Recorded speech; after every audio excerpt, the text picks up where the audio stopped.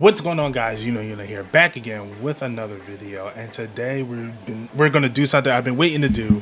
But now that the series has ended, this is the perfect time to do that, and it is a tier list of JJK arcs. I'm excited to hop into this because I've been wanting to do this for a while. But honestly, this is the perfect time to do it. The perfect time to do it. I got all the lists of the arcs here and all that, but yeah. Anyway, let's jump into it. It looks like we got it backwards here. We got the Cursed Child arc, and I'm gonna talk about my experience probably with the anime version of this. This was really, really good. I honestly think this is really good. It felt like a good shonen start, and honestly, I think this is better than the way JJK like initially started to they started the series, and not the movie. This was phenomenal. It's because I would say this is what really made me a fan of JJK. Like, this is where I was like, okay, yeah, I really like this series. So honestly, I'm gonna put this in A tier. This was a really good arc, especially the way the movie showcased it, adding scenes of like characters that like we will never see until season 2. They had Mei in there. They had Ino in there. We got to see Nanami do the Black Flashes. We got to see Toto and all the other Tokyo students, not Tokyo, I forget what the other school is, Kyoto. The Kyoto students do their thing. It was incredible. It is absolutely incredible, and I love it. So yeah, that goes in A tier. Now, Fearsome Moon arc. I'm gonna be real. Like I said before, it took a while for me to get into JJK. I thought season 1 was like pretty average. I didn't really care for it. Not saying I didn't care for it. I didn't think it was like mind blowing. Like, oh my god, I gotta stop everything I'm doing to watch this. But this arc was very normal to me. It didn't do anything crazy in my opinion. So for that, I'm gonna put it in C tier. Next up, we have the versus Mahito arc. Mahito is one of my favorite characters in the series. So learning about him, getting to see Nanami. I think this is when we got introduced to Nanami, which was really cool. We got to see more action with Yuji, and the whole jumping was crazy. The whole jumping with Mahito was sick. So for that, I'll give it a B tier. Yeah, I'll give it a B tier. Next, the Kyoto Goodwill event arc. Now, with every series, it kind of have like this felt like tournament-esque, and we kind of got that with this arc. I'm glad we got to see other characters. However, a lot of the characters from Kyoto were so bad, it was like hilarious. We had Miwa trying to fight Maki, and she was getting washed. We had Mei trying to shoot Maki, and Mei was getting washed. However, we got characters like Toto, characters like Mekamaru. We got to see Panda in action. So I think the action was good. But then it translates into a crazy event because we had Hanami, the disaster curse, come into play with that, which really highered the stakes of it. And I like that. It kind of reminded me of how Naruto's Chunin exam was. By the end of that, it was like it just got interrupted because there's something bigger in the field. Which, I mean, I guess that's a cool shonen trope, but I think I like the way this was executed here. Getting to see Yuji and Toto work together, phenomenal. They were just it was really cool. That was really cool. So for that, I put it in B. I like the Mahito arc a little bit more. Next, the Death Painting arc. I surprisingly like this arc a lot. I'm not gonna lie, I like this arc a lot. Seeing okay, let me read the description. The first years are sent to investigate a strange disappearance at Fushiguro's former school. And even worse, this threat just involved his sister, a dangerous group of... That's right, it did involve his sister. I forgot about that. I'm gonna put it... It's either A or B. Because I like this... Now, did I like this more than the Mahito arc? I'm gonna put the Mahito arc above it. I think the Mahito arc was better. Now, Gojo's past arc. This is a easy S tier for me. Is it S tier? It might be bordering on the lines of S and A. It might be bordering lines of S tier and A tier, because this was phenomenal. I would say the beginning did take some, like, it took some time to work it up. Then when Fushiguro got in the picture, it just got crazy. And then the ending of it, absolutely amazing. The ending of it was absolutely amazing. And honestly, this this arc also made the Cursed Womb, the Cursed Child arc, a lot better for me as well. Knowing the relationship between Gato and Gojo, and then seeing that evolve into the Cursed Child arc.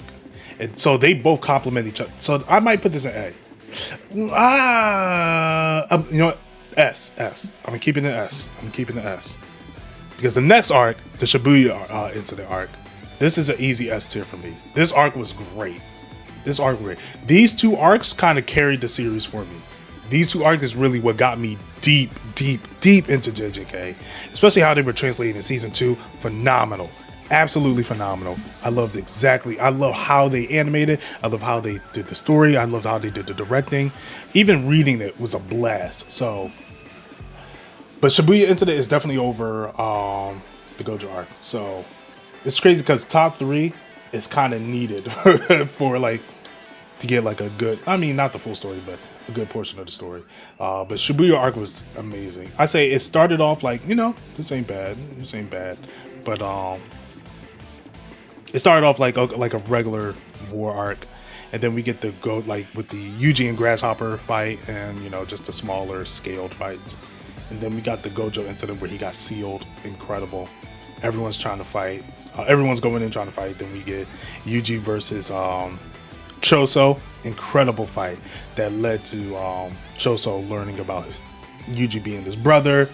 And then we get the Daigon fight with Choji coming in, then Choji's coming back, and then the Megumi and Choji situation, and then Yuji being out where Gojo's putting the fingers in Yuji for Sukuna to come out, then Sukuna and Gojo fight. And then right after that, we get the we get the Maharaga and Sukuna fight. And then after that, we get the Mahito fight where Nanami died and the bar died. And then we get Toto. It was just a lot of high. This was truly a good war arc. I liked it a lot. Next up, Yuji Extermination arc. Now, for those who are anime only, this is of course manga spoilers. So this is where it will end here if you're anime only. But leading into the next arc, Yuji Extermination arc.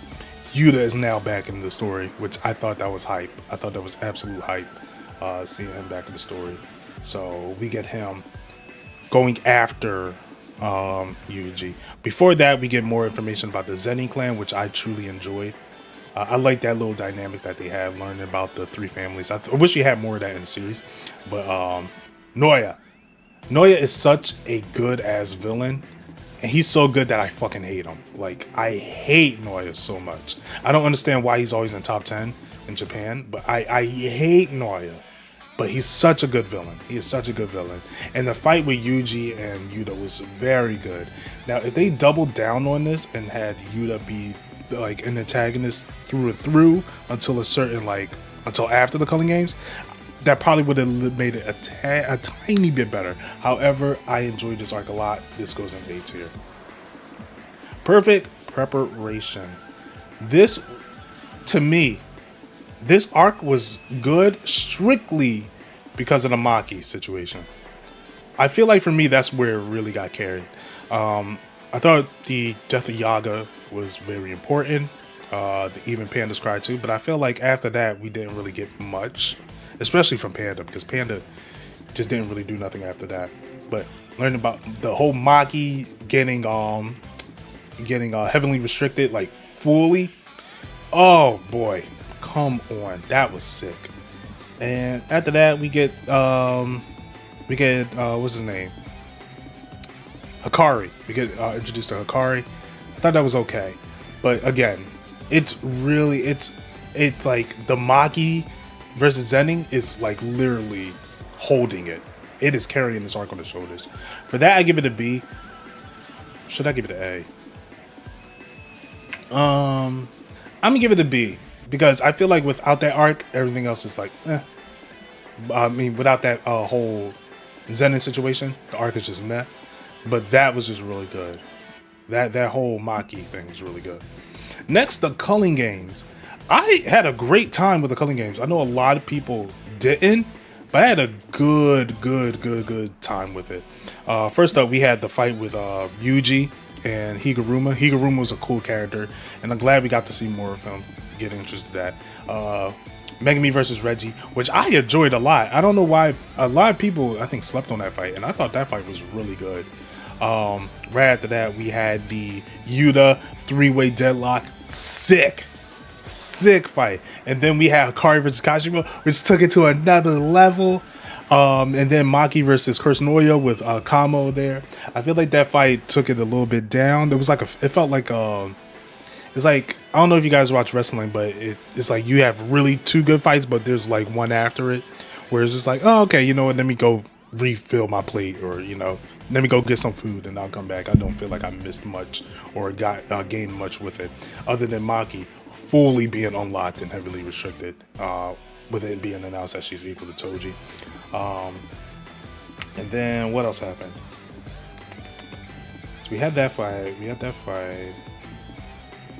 got the Yuki and Choso versus Kenjaku fight, which I liked a lot.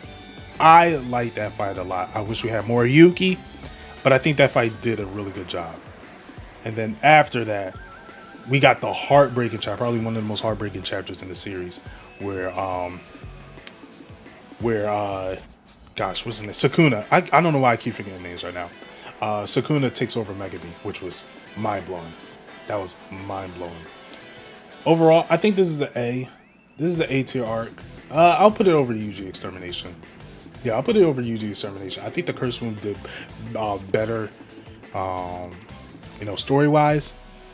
I like the Curse or the Cursed Child arc a lot more than the Culling Games.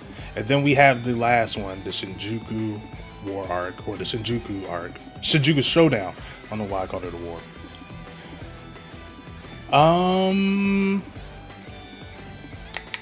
The Gojo versus Sukuna fight, fantastic. I actually like this. Like, I think rereading this arc, binging it, is much better than it was. Is much better than just jumping into it.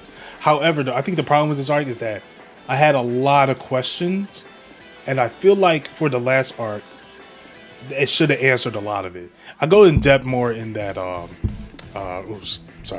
go more in depth in that review arc, in the review video, but I'll give it a low A. Low A, maybe high B. I think just there was a lot of hype. Yeah, when I think about the moments that excite me, a lot of it do come from this arc.